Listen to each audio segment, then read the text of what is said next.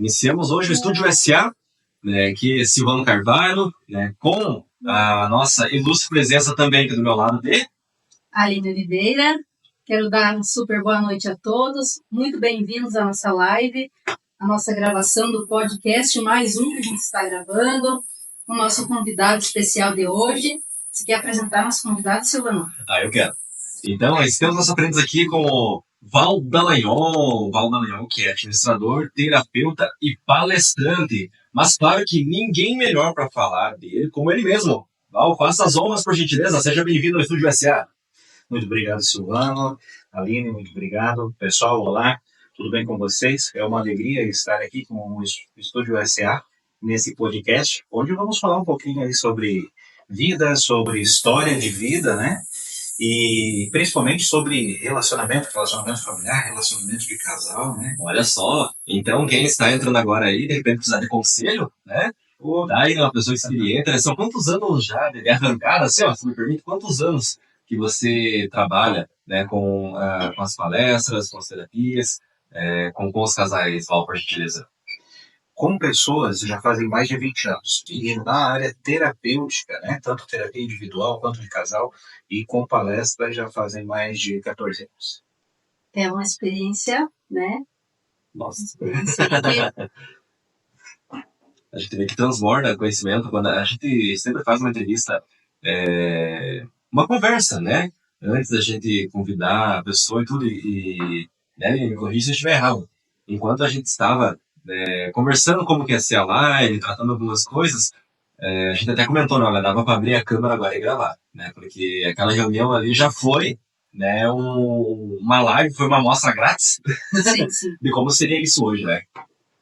Conteúdo temos bastante. O pessoal que está aí na live, se quiser já escrevendo perguntas conforme a gente vai tratando os assuntos aqui, tendo dúvidas, vão escrevendo para nós aí, que eu tenho certeza que vai ser um prazer para o Dallagnol responder vocês aí.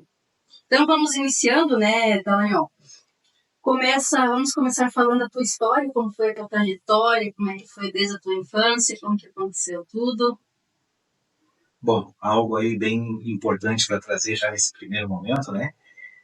O primeiro ponto aí é desde o nascimento, né? Quando a gente nasce, é algo que normalmente, né, a nossa mãe nos diz, e a gente se esquece no decorrer da vida, pelo menos por um tempo, que foi o que aconteceu comigo, e que logo que eu nasci, provavelmente a minha mãe disse para mim que eu era bonito. E talvez quando eu cheguei ali nos meus 8 anos de idade eu me esqueci disso. E depois eu tive que relembrar. Um dia a minha mãe foi a primeira pessoa que com certeza disse que eu era bonito, né? Logo após o nascimento. Então, desde a história lá de trás, né? Talvez tudo isso me levou a estar aqui hoje, nesse momento. Infância, eu cresci no interior lá com papai, mamãe, logo em seguida as irmãs, né? Minhas irmãs. E também com os porquinhos, com as galinhas, né? Então, eu sou caipira, sim, né? Até hoje, né? Tá no sangue. E fomos crescendo lá no interior. E, como toda criança, tem suas aventuras, né? De uma forma ou de outra. E quando lá completei 8 anos, foi talvez algo que começou a acontecer, mas que nos primeiros momentos era algo ruim, né, trágico, e depois, pelas transformações da vida, me fez chegar até aqui. Então, lá foi onde eu passei por um primeiro episódio onde me envolvi com bebidas. Nossa, com álcool. Aos 8 anos de idade. 8 anos de idade foi o primeiro transbordar aí com relação a bebidas alcoólicas, né? Naquele tempo a gente falava muito, fez o fora. Então, literalmente, fez o pólio, cachaça pura mesmo, né? Eu tinha 8 anos. E quando eu entrei para dentro de casa, me joguei debaixo do fogão, me lembro da cena ainda.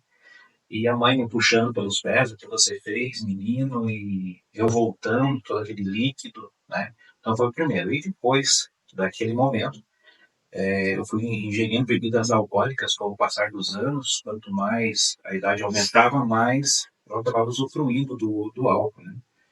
E foi até os 19 anos. Ali de uma forma bem abrangente e prejudicial até então, né? naquele tempo. Então, esse foi um dos pontos assim, que começou lá nos 8 anos. Né? E você, a primeira vez que você tomou escondido? Como que foi? Alguém entendeu? Você chegou a tomar, fazer esse porre? Tomei escondido. Tomou escondido. Tomei escondido. Então, o pai era presidente da comunidade naquele tempo e não dava para deixar as bebidas na comunidade porque roubavam. Então, as bebidas, o que era tinha um certo valor agregado, cada diretoria tinha que levar para sua casa. E às vezes outras coisas também, né? E aí eu sempre via o pai tirando de dentro de uns baril lá a bebida para levar para a comunidade nos finais de semana. E eu fui lá e fiz o mesmo. Eu tirei, mas provando. Né? Nossa, olha por isso, curiosidade de criança. E provando. E depois da primeira vez, então depois do primeiro gole, veio outros e outros e outros, né? E você é natural de Freiburg? Era aqui em Freiburg isso? Natural de Videira. Natural de Videira e o crescimento foi todo com divisa entre Freiburg e Videira. Ah, legal. E assim, você comentou que então você foi se transformando aos 8 anos. Você não tem consciência, né? Ninguém aos 8 anos é difícil a criança ter discernimento daquilo, né? E ali acaba trazendo assim marcas que com certeza vai reverberizando ao longo da tua vida. E você trouxe isso, né? E nesse momento você já sentia, por exemplo, essa questão de um chamado, alguma coisa nesse sentido, para que você trabalhasse com isso futuramente? Não. Não tinha nem ideia que trabalharia com isso no futuro, né? Então, a partir dos 8 anos ali também começou o bullying. Naquele tempo não se chamava de bullying, nem se olhava para isso dessa forma, né? Hoje é bullying. Então começou bullying na escola. Aquela escolinha do interior, onde tinha as carteiras de madeira, sentava de 2 em 2, 4 turmas, tudo junto na mesma sala. Então, o banheiro naquele tempo, sanitário, o toalete, era a famosa patente, né? Eram os próprios alunos que faziam, na maioria das vezes, limpeza da sala, limpeza dos banheiros, lavar a louça depois da merenda, a própria professora que fazia a merenda para nós, né? Então, lá naquele tempo. E lá começou o bullying, de certa forma, né? Baixinho, gordinho, não conseguia brincar da mesma forma que os outros, não tinha a mesma velocidade. E isso foi ficando de lado. Então, o time de futebol a ser escolhido lá era o último, né? E ainda ficava na disputa, quem fica com o pior, né? Não, fica mais um aí pro teu time, né? Um a mais aí não tem problema, na verdade era só para ir lá e gerar incômodo mesmo. E eu era esse um, né? E aí, quando eu saí da escola do interior, não, vamos para a cidade, vai melhorar.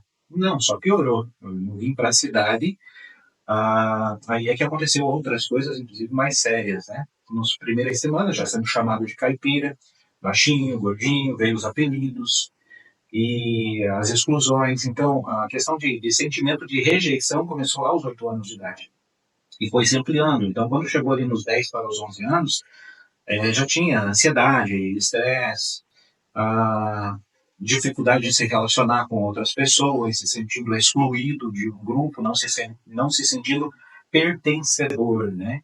Hoje, nas constelações familiares, uma das ordens do amor é pertencimento. Então, não me sentia pertencedor de um grupo em si. E aí se agravou. Aí foram acontecendo outras coisas ainda que hoje, para mim, me facilita os atendimentos, porque eu consigo olhar para muitas pessoas que chegam na minha frente e que trazem suas queixas, trazem as suas vivências, e às vezes só no olhar nos olhos eu consigo perceber, essa pessoa passou por algo bem semelhante que eu também passei. Que sentiu na pele. Né? E que senti na pele. E você, na época dos 10, 11 anos que você começou a ter ansiedade e tudo mais, você chegava a ter ataques de ansiedade, como hoje a gente vê bastante. Naquela época não se tinha muito conhecimento em relação a isso, certo? Mas você já sentia, você tinha transtorno, alguma coisa, você percebia que em você mesmo que aquilo não estava normal? Como que você identificou, como teus pais viram? Olha, naquele tempo realmente não se olhava para isso. Então eu não tinha nem ideia do que estava acontecendo comigo e provavelmente muito menos meus pais. E eles não são culpados disso, não se tinha conhecimento para isso. Hoje ainda tem né, algumas restrições, objeções sobre os sintomas de ansiedade, enfim, depressão. Para muitas pessoas é uma besteira que não acontece, até que acontece com algum familiar, né? Que aí passa a figura, né? isso, e daí muda. Então lá naquele tempo eu não sabia o que estava acontecendo comigo, eu só sabia que eu sofria muito com isso. E entre os 10 e 11 anos, aí eu passei os primeiros momentos de assédio sexual, que foi por mulheres, pessoas mais velhas, e que me assediaram, principalmente pelo assédio verbal e um pouco de toque naquele tempo, por várias vezes.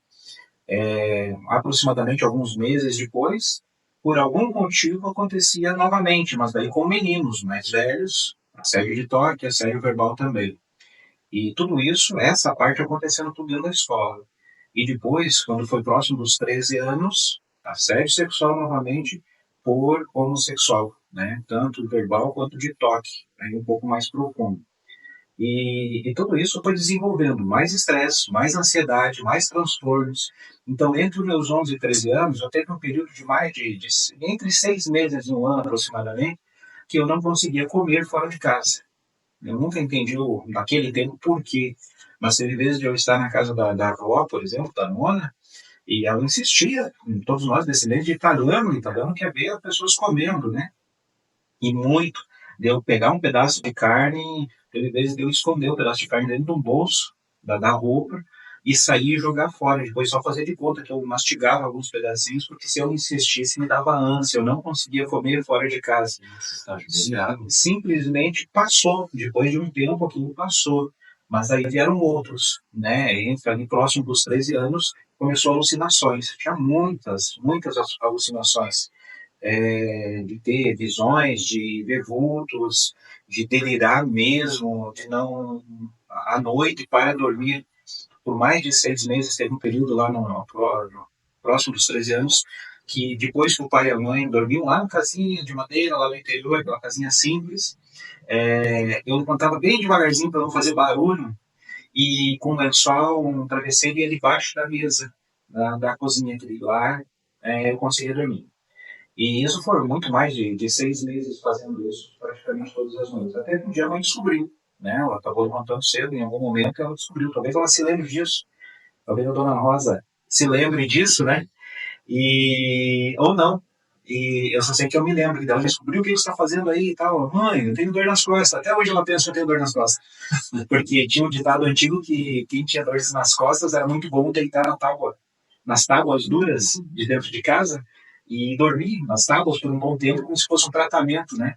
Para aliviar as dores nas costas. Então eu utilizei aquilo dessa forma.